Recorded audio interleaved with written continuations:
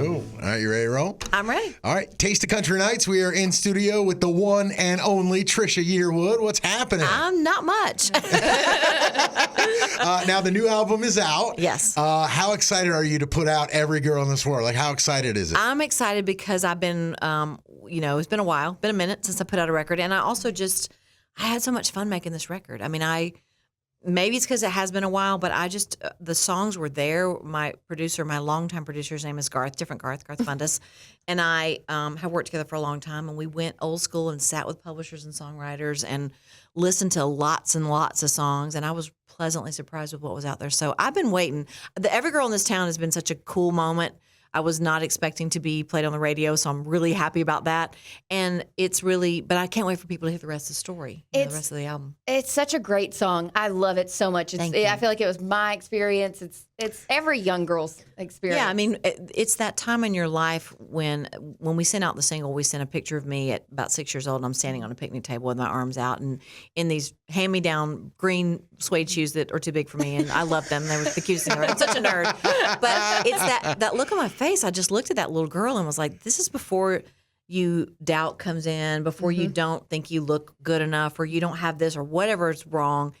That age is when the possibilities are endless. And so if you can find some way to channel that little girl for just a minute, and that's how that song made me feel. It just reminded me of that little girl. You didn't think radio would play it? I mean, as soon as we heard it, we played it right away. Well, I mean, it's weird to be me because, I mean, I'm a 54-year-old woman.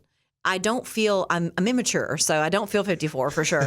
but I'm realistic, and so I understand that it's harder. It's hard to get played on the radio. Period, man or woman. It's harder if you're a woman. It's harder if you're older. It's harder if you've had records out for a long time.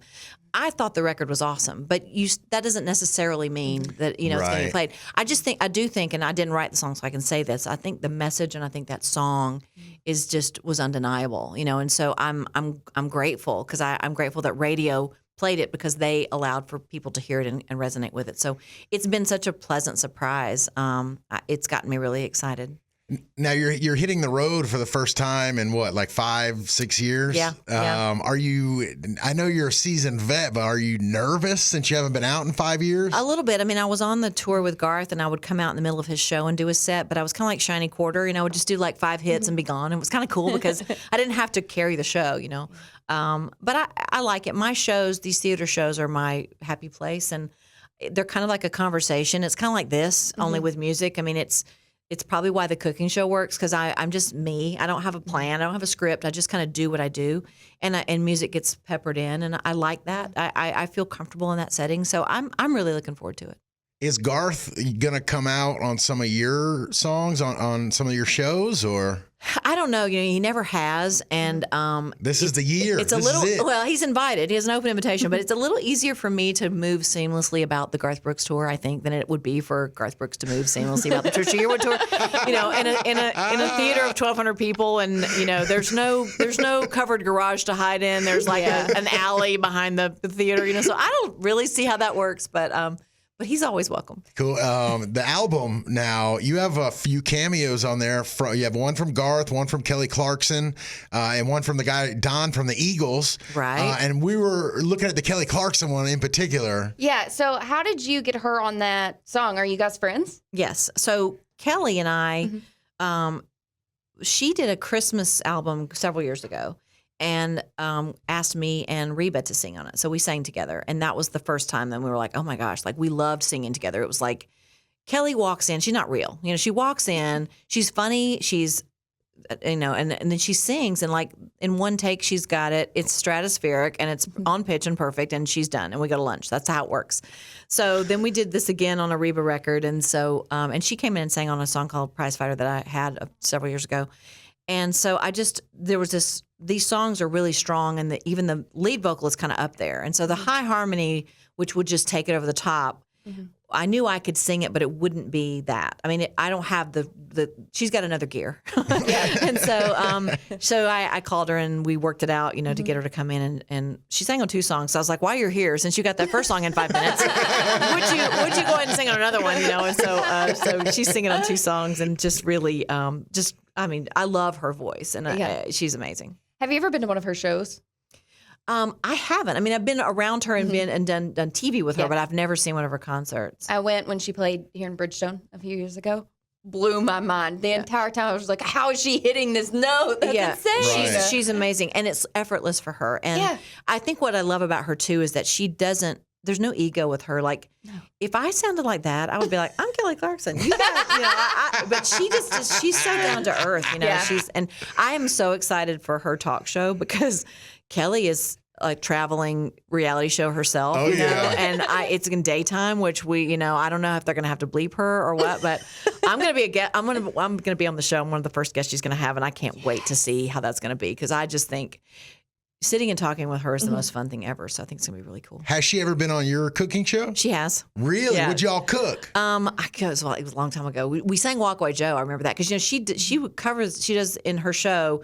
She does covers and she'll pick songs. And she did Walk Away Joe one night, and I saw it on YouTube later. And so we sang that together in the kitchen, which was pretty cool. That's cool. That's amazing. So you have, like I said, you have Garth on this album. How is it working with your husband? Because I love my wife, but she would not want me to be around all day. How is it working with your husband and then going home to your husband? Well, we do the same thing, so we've always had a real bond over that. I mean, he's always been one of my best friends long before we were ever a couple.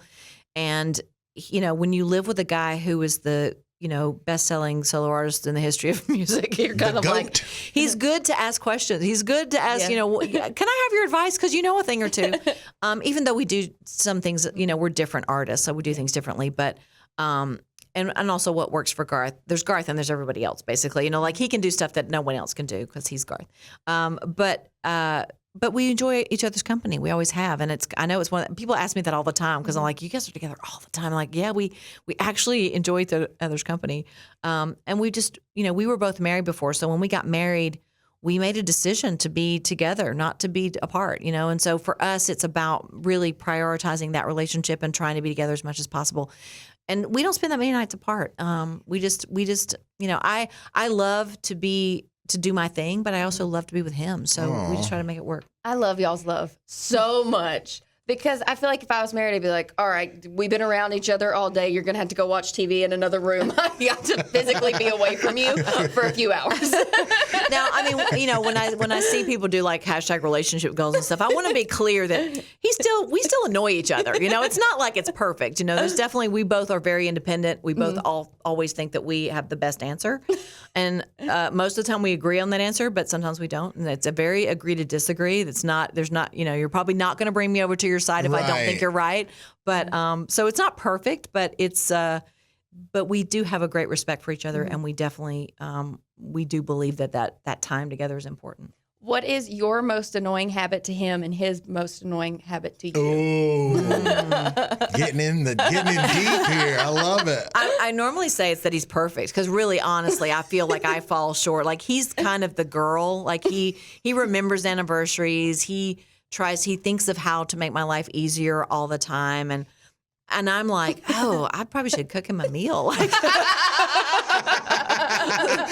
So he's the thoughtful one in the relationship. So that's annoying. So that's frustrating. So that's frustrating that he's perfect. And I think for me, it's just he's probably the biggest Trisha Yearwood fan there is.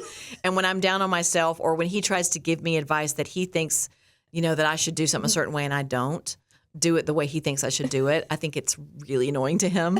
But that's the worst of it. So, and that's the worst. He got up this morning at 5:30 and made coffee for me, and oh wow, and he didn't have to get up, and he doesn't drink coffee. I gotta step my game you up. definitely do. You need to write this down. Right. Oh my God, do you guys cook together ever? Or? Yeah, we do, and we also it's kind of whatever it takes. So like if I come home and I'm exhausted, like when I get home tonight. I've got to pack and leave, so I've got a couple hours at home, and I know that he will have something. He'll have something for me. So how does that work? Because I mean, you like you said, you're talking about the greatest of all time. When you come home, he cooks you a meal, or does he go and get takeout and bring it home? Like, this is so intriguing. I mean, if sometimes it's really romantic for him to go get takeout because it's like sometimes if I haven't had like a McDonald's French fry in a while, it's like that is the nicest thing ever that you brought me a French fry. But also like when I'm filming the cooking show. show, you would think you would be eating all day, but you're filming, and so you're tasting, and you never really eat a full meal. So by the time you get home at 6:30 or 7 at night, you're kind of starving. Right. And we just finished wrapping a season, and I was on the way home. He says, "Is there anything you want?" I'm like, "No, I'm good," but I was hungry. And when I got home, he had made homemade meat sauce and pasta and garlic bread. And Garth Brooks? I actually thought in my head, because he went to the store, in between the time it took me to get home, he had gone to the grocery store and bought ground beef, and because I thought he bought burgers that were cooked and just, but he didn't. Wow. I was so impressed with him. So he's constantly impressing you with his love. He is, and I'm like, you got the gig. Like, you don't have to. Well, and then he was nominated for Entertainer of the Year, Yes. CMA Awards. How are you guys going to celebrate? What's your plan? I sent him a text because I was in the middle of all this press this morning, and I said, "Congrats on your CMA noms," and he wrote back, "Noms? Question mark? Like, what is that?" And I'm like, "Nominations, dude. You got to figure it out." So I don't know. We haven't talked about it yet, but I'm happy for him. So, what is your favorite CMA memory of yours? For me, well, I think it was, I was kind of the Susan Lucci of female vocalists, so I was nominated like 5 or 6 times before I ever won.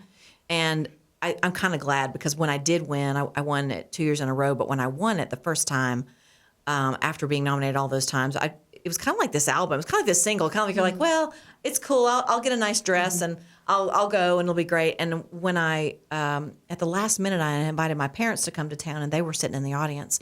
So when I won, it was so unexpected.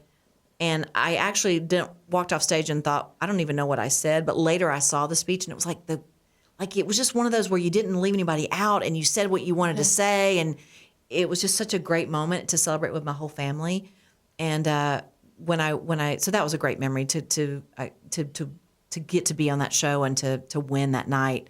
So unexpectedly was really, really cool. When you and Garth go out, like, is it possible to grocery shop, or like how's that dynamic?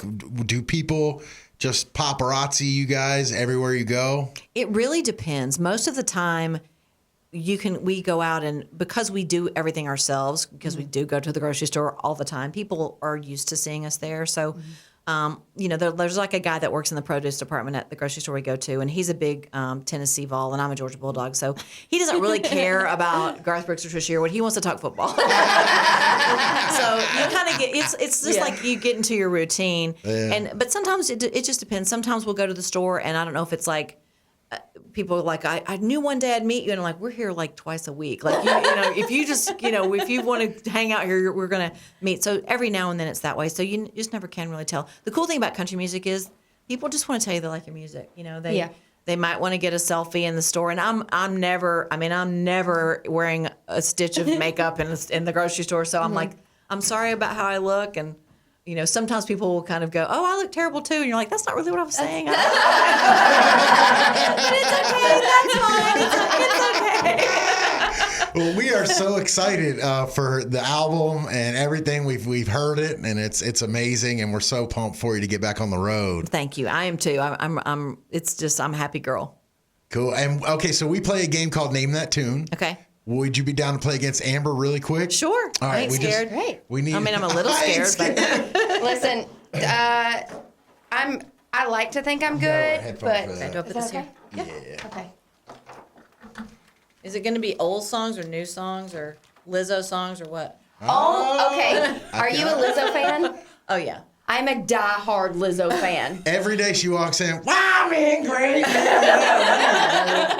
I actually want to have a really giant inflatable ass on my tour. That's my goal. I mean, I do have a giant ass, but I want a giant inflatable ass behind me. I'm sure they can make it happen if you want. Listen, I need you and Lizzo to do a collaboration now. Giant blow-up ass and all.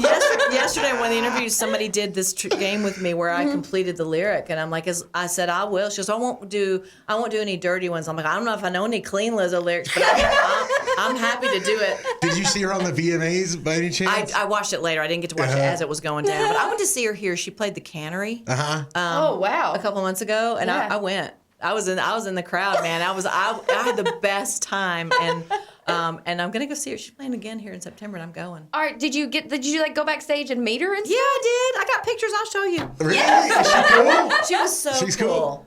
Yeah. And she Wow. did say, she says, I want to be in your cooking show. And I'm like, so I'm just putting it out there. She's a busy girl right now, but we could make that happen.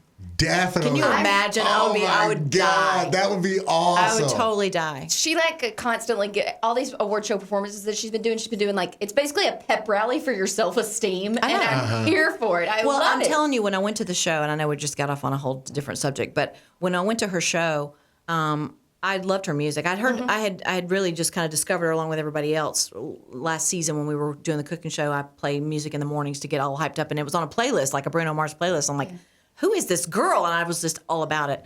But in her show, it's like you're going to a self-help rally. You know, it's like this self-esteem and loving yourself, and you just left there feeling empowered. I mean, she has something.